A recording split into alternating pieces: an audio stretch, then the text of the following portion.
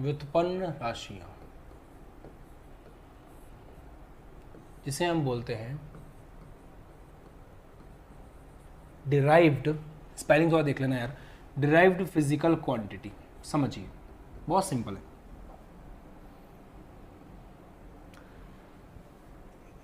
वो सारी भौतिक राशियां, इस दुनिया की वो बची हुई सारी भौतिक राशियां जिनको हम इन 7 राशियों से बना सकते हैं, इन 7 राशियों से व्युत्पन्न कर सकते हैं, मूलभूत भौतिक राशियों से व्युत्पन्न कर सकते हैं, उन्हें व्युत्पन्न राशियां कहा जाता है। मतलब वे सभी राशियां जिन्हें मूल राशियों से बनाया जा सकता है या मूल राशियों में व्यक्त किया जा सकता है, उन्हें हम लोग व्युत्पन्न राशियां कहते हैं। तो नोट करें इसकी परिभाषा, वे सभी राशियां, वे राशियां जिन्हें मूलभूत राशियों में, मूल राशियों में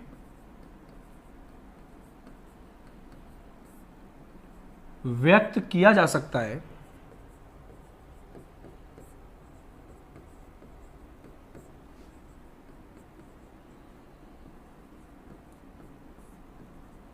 मूल राशियों में व्यक्त किया जा सकता है, व्युत्पन्न राशियां कहलाती हैं।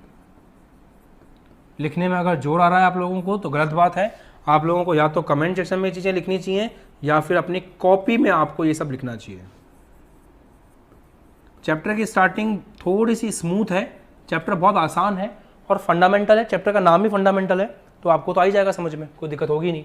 अब इसका मैं एग्जाम्पल देता हूं ताकि आपको चीजें और समझ में आए। जैसे अब मुझे एक बात बताओ, क्षेत्रफल क्या होता है, किसी का भी क्षेत्रफल।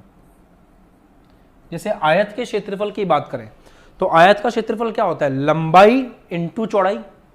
अब चाहे लंबाई हो चाहे चौड़ाई हो, है तो वो लंबाई, है तो वो लेंथ ही, तो इसका मतलब क्षेत्रफल जो है वो हो गया लंबाई इंटू लंबाई।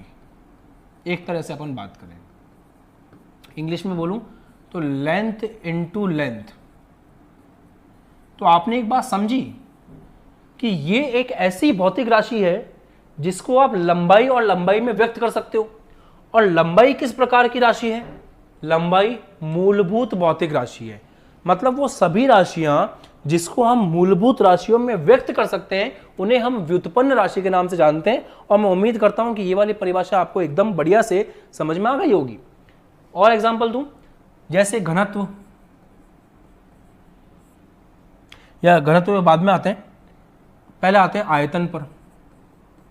आयतन क्या होता है, आयतन में लंबाई इंटू लंबाई इंटू लंबाई होता है। लंबाई, जैसे आप अगर घन के आयतन की बात करें तो भुजा का क्यूब, भुजा क्या है अपने आप में एक लंबाई है, तो लंबाई इंटू लंबाई इंटू लंबाई, तो 3 लंबाई को आप गुणा कर दो, आपको क्या देखने को मिल जाएगा, लंबाई इंटू लंबाई इंटू लंबाई आप कर दोगे तो आपको मिल जाएगा आयतन। तो ये एक ऐसी भौतिक राशि है जिसको मूलभूत राशियों में व्यक्त किया जा सकता है। आया समझ में। एग्जाम्पल, जैसे घनत्व की बात करें, घनत्व क्या होता है, घनत्व होता है द्रव्यमान बटा आयतन। सही बात है। और इसको और आगे लिखें तो ऐसे लिख सकते हैं, द्रव्यमान डिवाइड बाय आयतन क्या है, लंबाई का क्यूब ही तो है, तो लंबाई का क्यूब। तो यहां से एक बहुत खूबसूरत सी प्यारी सी बात निकल के आती है कि आपने घनत्व एक ऐसी भौतिक राशि है जिसको आप मूलभूत राशियों में व्यक्त कर सकते हो। तो ये व्युत्पन्न राशि कहलाएगी। ये सभी, ये भी और ये भी, ये तीनों किसका एग्जाम्पल होगा, ये तीनों आपकी व्युत्पन्न राशियों का एग्जाम्पल कहलावेगा। बताओ समझ में आ गया, कोई दिक्कत तो नहीं है किसी को, पक्का पक्का जी। भाई हमारा उद्देश्य है आपको समझाना, अगर आप नहीं समझेंगे तो मजा कैसे आएगा क्लास में।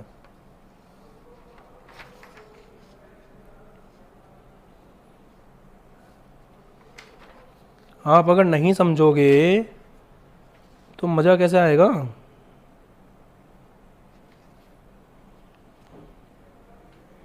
आगे बात करें, ठीक है। तो अभी तक मैंने आपको ये समझा दिया है कि मूल राशियां क्या होती हैं। मैंने आपको ये भी समझा दिया कि व्युत्पन्न राशियां क्या होती हैं, और मैंने आपको ये भी समझा दिया कि पूरक राशि क्या होती है। अब आगे बात करते हैं, नहीं समझा है ना पूरक के बारे में, अब समझाता हूं। तो थर्ड राशि पे बात करते हैं जिसका नाम है पूरक राशियां। थोड़ा थ्योरेटिकल चैप्टर है बेटा, तो मैं इसमें कोशिश कर रहा हूं, आप लोग भी कोशिश करो कि इंटरेस्ट हमारा खत्म ना हो और हम एकदम मजे मजे में ये चैप्टर कर लें, अच्छे से कर लें, ठीक है। मोहम्मद राजा कह रहे नहीं आया, अरे बेटा जी इससे आसान कुछ हो नहीं सकता, अभी तो शुरुआत हुई है फिजिक्स की, पता नहीं कैसे कैसे चीजें आएंगी आपकी आंखों के सामने। इतनी बेसिक चीज भी अगर आप नहीं समझ पा रहे हो तो आपको बहुत समस्या है साइंस में। देखो आप, इतनी आसान चीजें हैं ये। मूलभूत राशियां वे राशियां हैं जिनसे बाकी सभी राशियों को बना सकते हैं अपन, और इनको आप किसी से नहीं बना सकते। लंबाई को किससे बनाओगे, नहीं बना सकते ना किसी से। ये अपने आप में एकदम बेस है, जैसे मकान बनाने के लिए ये बेस है, वैसे ही व्युत्पन्न राशियां हैं। व्युत्पन्न राशियां वो राशियां हैं जिनको बना सकते हैं अपन मूल राशियों से, वे राशियां जिन्हें मूल राशियों में व्यक्त किया जा सकता है। जैसे क्षेत्रफल को आप लंबाई के साथ लिख सकते हो, तो एक तरह से मैं बोल सकता हूं कि लंबाई से हमने क्षेत्रफल बनाया, लंबाई इंटू लंबाई इंटू लंबाई से हमने आयतन बनाया, द्रव्यमान और लंबाई को काम में लेकर के हमने घनत्व बनाया। तो ये ईंट पत्थर है और ये मकान है, तो मकान हो गया व्युत्पन्न राशियां और ईंट और पत्थर हो गए आपके मूलभूत राशियां। बहुत आसान है बेटा फिजिक्स, आ गया ना, बढ़िया। चलो कोई बात नहीं, पूरक राशियों पे आते हैं। एग्जाम में जब आपको कॉपी मिलती है, मेन कॉपी, जब आपको एग्जाम में मेन कॉपी मिलती है तो मेन कॉपी में आपको ये कहा जाता है कि सारे उत्तर आपको इसी के अंदर लिखने हैं।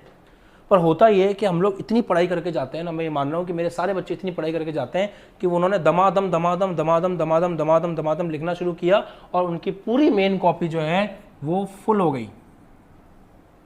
जब उनकी मेन कॉपी फुल हो गई तो वो जाके बोलेंगे एग्जामिनर को कि सर मेरी मेन कॉपी फुल हो गई, अब क्या करूं?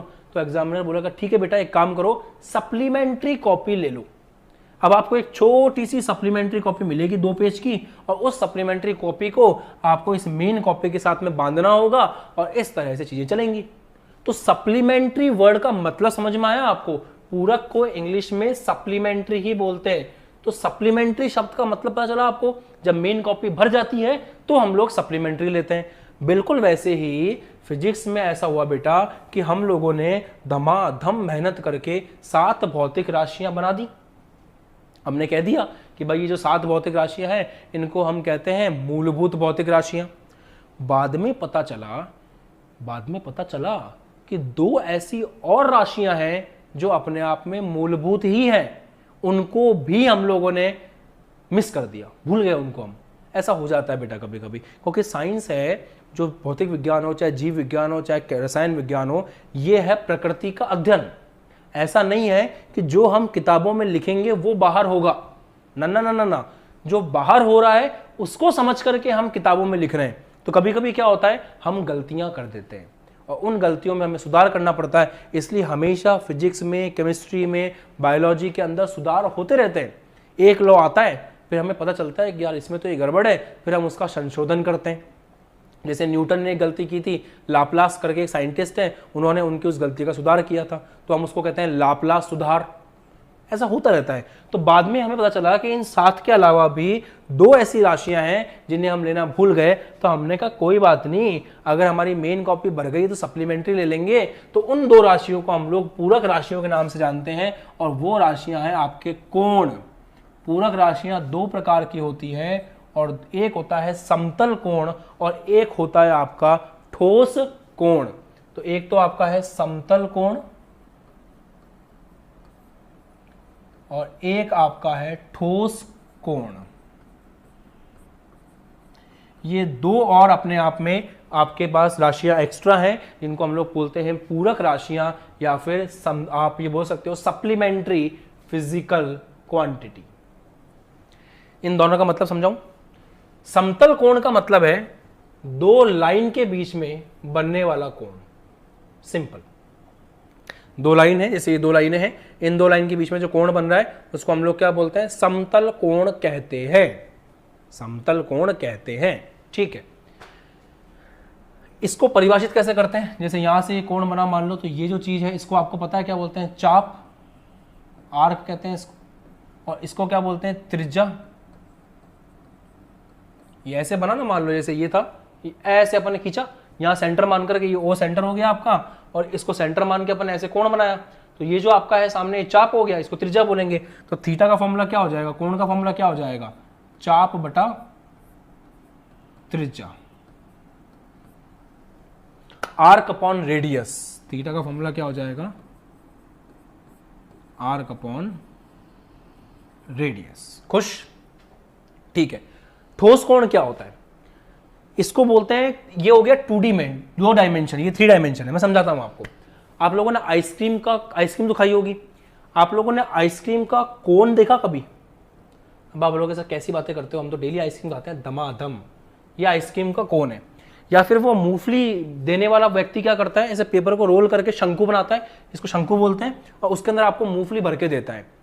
तो आप अगली बार जब आइसक्रीम खाओ ना, तो आइसक्रीम खाओ, तो आइसक्रीम खाने के बाद में इधर से देखना एक बार इसके अंदर। तो आइसक्रीम खा करके जब आप इसके अंदर देखोगे तो आपको एक बात समझ में आएगी कि यहां पे अंदर एक कोण बन रहा है। ऐसा होगा, अंदर से देखोगे तो ऐसा कोण दिखेगा आपको। ये मानो ये ऐसा कोण है आपका, आइसक्रीम का कोण। अंदर से देखोगे, इसको ऊपर से देख रहे हो, ऐसा कोई कोण नजर आएगा आपको। तो अंदर जो इस प्रकार का कोण बन रहा है, इस कोण को अपन बोलते हैं ठोस कोण। तो ये जो आपका समतल कोण है 2 लाइन के बीच में, और ठोस कोण होता है आपका 3D के अंदर इस प्रकार से। ये 2 जो है, इनको कहा जाता है पूरक राशियां, सप्लीमेंट्री क्वांटिटीज के नाम से इनको जाना जाता है। बढ़िया। तो ये जो अंदर एंगल आपको दिख रहा है, ये एंगल कौन सा है, आपका ठोस कोण है। क्लियर हो गया सबको? कोई दिक्कत नहीं है किसी प्रकार की, कोई समस्या नहीं है? बढ़िया से बताओ फिर। बर्थडे कैप, वेरी गुड, क्या बात है धीरज सोनी भाई साहब, बहुत अच्छे। बर्थडे कैप, बर्थडे कैप, बहुत बढ़िया, बहुत ही बढ़िया, मजा आ गया सुन करके। आगे बात करें, ठीक है। अब एक इंपॉर्टेंट बात करना जा रहा हूं आपके सामने कि जब भी किसी भौतिक राशि को लिखा जाता है, तो कोई भी भौतिक राशि को लिखने का एक तरीका है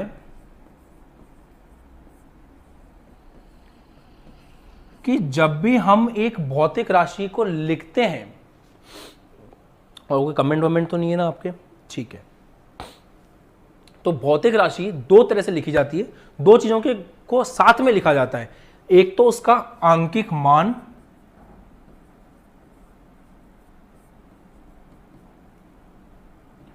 दूसरा उसका मात्रक।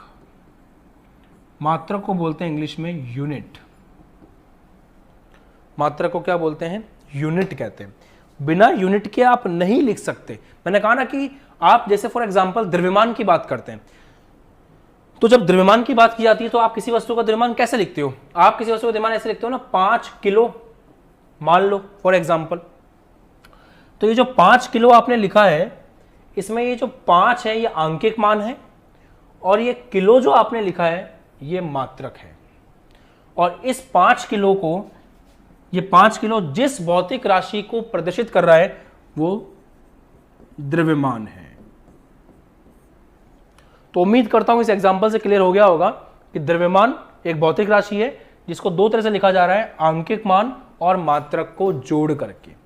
तो अब हम यही समझेंगे कि मात्रक क्या होते हैं और मात्रक कितने हैं और मात्रकों का विकास हमारी साइंस में कैसे हुआ। अब हमारा अगला टॉपिक यही है कि मात्रकों का जो विकास है वो आपकी साइंस के अंदर कैसे हुआ। ठीक है, आगे बढ़े। बढ़िया, मजा आ रहा है सबको? एकदम बेसिक से पढ़ा रहा हूं यार, एकदम बेसिक से, इससे ज्यादा बेसिक नहीं कर सकता मैं चीजों को फिर।